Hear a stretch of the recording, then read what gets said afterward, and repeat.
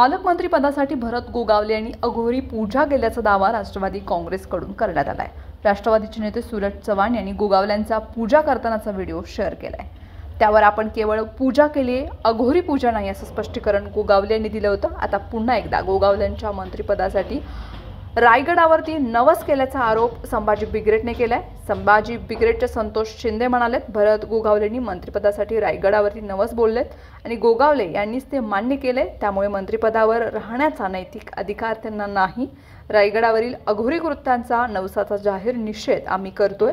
गोगावलेंनी महाराष्ट्राची माफी मागावी। गोगावलेंनी मंत्रिपदासाठी रायगडावरती नवस केले आणि मंत्रिपद मिळाल्यानंतर त्यांनी तो फेडलाय, हे मी नाही सांगत। तर त्यासाठी त्यांच्या सोशल मीडियावर त्या संदर्भात व्हिडिओ त्यांनी पोस्ट केलाय। महाराष्ट्रात सरकारमधील मंत्र्यांकडून नियमांची पायमल्ली होत असेल तर अंधश्रद्धा विरोधी कायदा नाही का असा सवाल देखील शिंदे यांनी उपस्थित केलाय। रायगडावर नवस बोलत जात असाल तर ते अत्यंत दुर्दैवी आहे। संभाजी बिग्रेटच्या वतीनं आम्ही गोगावल्यांचा निषेध करतो।